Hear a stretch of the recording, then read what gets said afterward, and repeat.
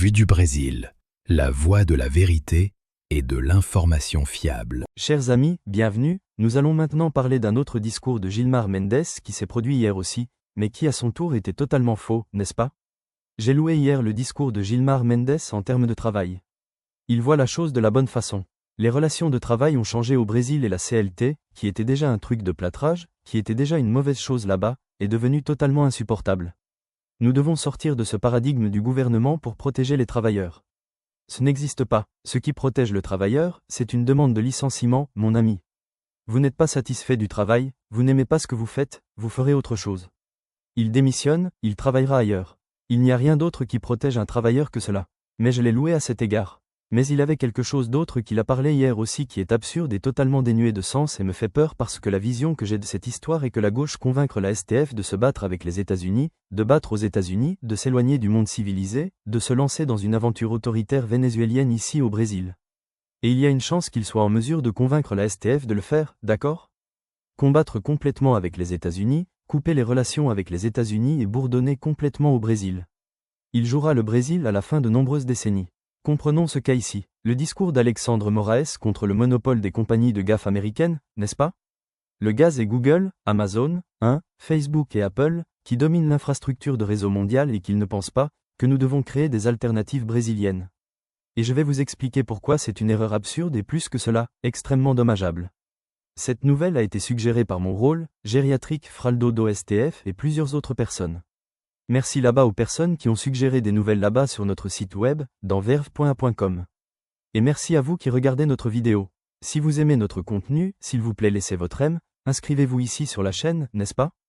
Eh bien, Gilmar Mendes a fait ce discours contre le Nord mondial, en parlant du Sud mondial, c'est-à-dire qu'il a parlé comme n'importe quel étudiant de l'université fédérale là-bas, l'université publique ici, cette entreprise de chat des CE, une absurdité totale la conversation de Gilmar Mendes, qui encore une fois, si c'était juste une opinion de sa merde, je n'ai aucun problème contre. Le problème est que ce type a le potentiel de prendre la STF à gauche. Vous savez, je vous l'ai dit, Lula a choisi ce chemin. Lula veut se battre avec les États-Unis, le Brésil séparé, pleurer plus tard. Oh non, que le Brésil est mauvais, c'est vrai. Je pense que c'était à cause de la sanction américaine. Ce n'est pas ma faute, n'est-ce pas? De même, il continue de parler du gars de Cuba, comme s'il parlait du gars du Venezuela, au lieu d'assumer la responsabilité de la merde qui parle, il blâme les États-Unis. Et nous savons comment ce film se termine, n'est-ce pas? Il se termine avec le riche dictateur, Lula s'enrichit comme l'enfer. Le dictateur de Cuba est riche, le dictateur du Venezuela est riche, mais le reste du peuple reste dans la pauvreté absolue ici au Brésil, n'est-ce pas? Donc, s'il a le soutien de la STF pour ça, nous sommes un mec. Lula donnera ce coup d'État en 2026 et coulera le coup et nous sommes tous foutus. J'étais très inquiet à propos de ce discours de Gilmar Mendes ici, oh. Alors qu'a-t-il dit ici, oh? La souveraineté numérique devrait être une priorité stratégique immédiate pour le Brésil. Nous vivons une dépendance critique à l'égard des infrastructures numériques contrôlées par des entreprises étrangères, comme je le souligne dans la recherche récente, n'est-ce pas? Voici une recherche ici de celle de UNB.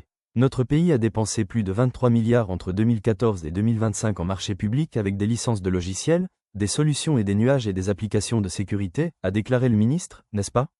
Et dépenser cet argent pour ces choses pour une raison très simple, parce qu'il n'y a pas de meilleures alternatives ici au Brésil, n'est-ce pas? Le Brésil est l'économie pour que vous fassiez des centres de données et cela nécessite, par exemple, de l'électricité bon marché. L'électricité au Brésil est absurdement chère. Donc, si cela met déjà fin que l'inefficacité brésilienne empêche les solutions nationales à ces problèmes, n'est-ce pas?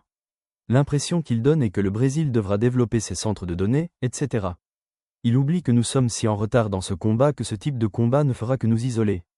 Et récemment, vous avez vu, j'ai parlé hier, j'ai donné la ponction hier, que le Brésil a déjà reçu des sanctions contre les ventes de puces d'intelligence artificielle. Nous ne pouvons plus acheter la puce d'intelligence artificielle de Nvidia, de AMD et d'autres marques américaines, précisément en raison de la proximité de la Chine et de ce genre de choses. Et puis que se passe-t-il dans ce cas? Les initiatives brésiliennes en matière d'intelligence artificielle seront toutes retardées, parce que même ceux qui avaient déjà acheté la puce avant cette interdiction, qui va se produire? Les puces sont toujours l'amélioration. Bientôt, il y a de nouvelles versions de ces puces, n'est-ce pas? Et les nouvelles versions que nous ne pourrons pas acheter. Cela se produira ici au Brésil, ce qui arrive aussi avec la Chine. Les États-Unis autorisent l'exportation après un certain temps. Donc, après un certain temps, la puce n'est plus la puce de la mode, la principale, vous pouvez acheter, mais alors vous serez toujours à la traîne par rapport à ce que font les États-Unis. Donc, regardez le problème ici. Supposons que le Brésil décide qu'il veut le faire et que le Brésilien est un pays de données brésilien. Et puis les États-Unis se retournent et disent, c'est la beauté, je ne vais pas vous vendre non. Et puis le Brésil fera comment? Quel sera le seigneur de la solution? Oh, nous allons faire une usine de puces. Regardez le SEITEC comme il est ici au Brésil. La difficulté que vous avez pour le Brésil de faire ses techs. Soit dit en passant, la production de puces est une affaire compliquée pour elle. Jusque-là aux États-Unis, le TSMC qui produit des puces, qui y produit à Taïwan et qui essaie d'y produire aux États-Unis, a beaucoup de difficultés à cause de beaucoup de choses, n'est-ce pas? Et les produits qui n'ont pas de marché américain, les questions de pureté de l'eau, n'est-ce pas? Et la fabrication de puces prend beaucoup d'eau et nécessite une eau de pureté. Grand, quoi qu'il en soit, et nous suivons cette histoire. Vous voulez punir toutes les autres activités brésiliennes pour essayer de faire l'impression que Gilmar Mendes veut une nouvelle loi sur l'informatique au Brésil. Nous ne mettrons pas l'importation à la création, au développement de notre industrie nationale. Et le pire de toute cette histoire est qu'elle applique ce même principe aux réseaux sociaux. Il dit que non parce que ce sont les 4 big tech qui constituent une dépendance technologique qui transcende les questions économiques. Nous devons le faire de toute façon. Ce qu'il dit ici en transcende les problèmes économiques, créant des risques pour la sécurité nationale par l'exposition de données stratégiques à des juridictions étrangères, des algorithmes opaques. C'est-à-dire qu'il achète 100% de discours à partir de celui du Sud, du peuple de gauche qui veut isoler le Brésil. Créer un pays de merde isolé de l'Occident, parce qu'il pense qu'il protégera l'élite. L'élite sera protégée, le pire que Nilon ne parviendra, pas même de ne pas réussir à protéger l'élite, ils réussiront, ne pourra que briser l'économie brésilienne. Parce que l'illusion de cette question de réseau social est précisément la question de l'effet de réseau, n'est-ce pas?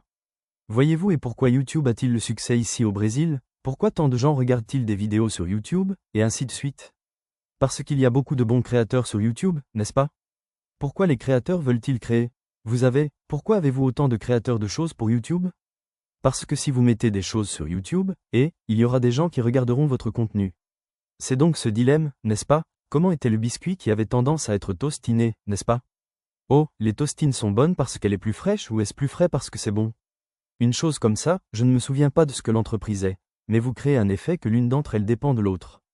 Tout le monde veut entrer dans le réseau social YouTube parce qu'il y a plus de gens là-bas et les gens viennent plus au réseau social là-bas parce qu'il y a plus de contenu produit là-bas. Ensuite, vous créez une incitation qui est l'effet d'appel et de réseau. Il y a d'autres réseaux similaires à YouTube, il y a Rumble, il y a BitSuite. Le Brésil pourrait créer BRTube, YouTube BR, pour créer les vidéos. En d'autres termes, il n'y a rien à arrêter, créez-vous, n'est-ce pas? Il n'y a donc pas de technologie totalement extraterrestre pour créer ce genre de choses, n'est-ce pas? Et, tu as besoin d'un investissement, d'accord? Et, ça peut sembler très simple à vous qui regardez cette vidéo, n'est-ce pas? Vous obtenez cette vidéo d'une certaine manière, c'est gratuit, n'est-ce pas?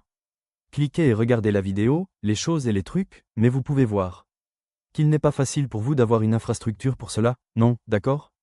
Doivent avoir des milliers de téraoctets de stockage en divers endroits avec des optimisations de liens et une compression de haies et de vidéos, bref, à toute une infrastructure derrière YouTube qui n'est pas triviale, ce qui est cher, d'accord? Donc, le Brésil, mais à part cela, comme il parle ici, n'est pas une question d'argent, ça transcende les questions économiques. Nous allons mettre de l'argent et créer YouTube BR ou Facebook BR, Instagram BR et moi ne le savons pas là. Le réseau social contrôlé par les Brésiliens. Et puis ils rejettent l'effet de réseau. Pourquoi? Parce qu'un réseau qui n'a que des Brésiliens naturellement sera pire qu'un réseau qui a des gens d'autres pays. Par exemple, quand vous prenez un conseil technique sur la façon de réparer votre iPhone, comment transférer je sais là-bas ce qu'il y a de votre Android, c'est toujours la vidéo d'un cochon anglais parlant indien pour bon sang. Mais le gars explique comment faire et vous comprenez et pouvez le faire. Pourquoi? Parce que sur YouTube il y a des gens d'Inde, il y a des Pakistanais, il y a des gens du monde entier, d'Ukraine, d'Europe, de tout ce qui est un endroit. Ensuite, vous obtiendrez le contenu que vous voulez là. Il est bien préférable pour vous d'être dans ce réseau que vous n'êtes isolé. C'est mauvais pour ceux qui entrent dans le réseau, pourquoi? Parce qu'il aura moins de contenu, il n'aura que du contenu du Brésil. Et c'est mauvais pour ceux qui produisent du contenu sur ce réseau. Pourquoi? Parce qu'il n'y aura qu'un public au Brésil. Regardez comment c'est une solution merdique, n'est-ce pas? L'effet du réseau garantit que YouTube a le monopole et qu'il est peu probable que ce monopole soit gagné. À moins que YouTube ne fasse beaucoup de merde, n'est-ce pas? Pourquoi Rumble a-t-il commencé à croître? Parce que YouTube a commencé à interdire un tas de canaux par la merde. Vous voyez, interdire les chaînes pour des choses qui sont vraiment sérieuses, d'accord, personne ne se plaint, mais l'impression qu'il a donnée, surtout au moment de la pandémie, est que toute critique que le gars a envoyée là-bas est interdire la voix. Qu'ont fait les gens? Il a créé Rumble, et Rumble a beaucoup grandi, n'est-ce pas? Il y a aussi beaucoup d'audience à Rumble. J'ai fait des vidéos sur Rumble et j'ai eu un bon public de mes vidéos Rumble. Je dois aussi gagner de l'argent avec Rumble et aujourd'hui je me suis en quelque sorte arrêté parce que Rumble est inaccessible au Brésil et de toute façon. Et c'est ça, non, n'est-ce pas? Créer un réseau brésilien qui est Gilmar ici, isolant le Brésil du monde, n'est-ce pas une idée nouvelle, d'accord? C'est une idée qui arrive. La Russie a la même idée, la Chine a la même idée, n'est-ce pas? Mais le problème est qu'ils sont l'idée de Jéricho, n'est-ce pas? Le truc en Russie est une idée de Jéricho, à tel point qu'il fait fi des entreprises là-bas en Russie. Pourquoi? Parce que l'économie russe est fermée, tout est en train de se briser là. La Chine a également pour mission d'interdire les entreprises internationales en Chine, qui ne peuvent que des entreprises chinoises et je ne sais pas quoi s'il y a. Et que se passe-t-il? Les entreprises chinoises sont de la merde et pourtant de nombreux Chinois finissent par accéder aux plateformes en dehors de la Chine. Le peuple a-t-il l'idée que la Chine réussit avec son pare-feu? Regardez que ce que Gilmar me dit ici est exactement ça. Il veut un modèle de la Chine. Il veut isoler le Brésil des États-Unis pour créer ici YouTube brésilien et quelque chose est tel. C'est une idée de Jéricho. C'est une idée qui retardera le Brésil pendant de nombreuses années. C'est dommage que, d'accord? Et j'inquiète beaucoup ce genre de choses, parce que Lula va essayer de donner le coup d'État en 2026 et si ses employés de STF embarquent. En plus de profiter, de partager et de s'inscrire sur la chaîne, envisagez de devenir un sponsor. Vue du Brésil, la voie de la vérité et de l'information fiable.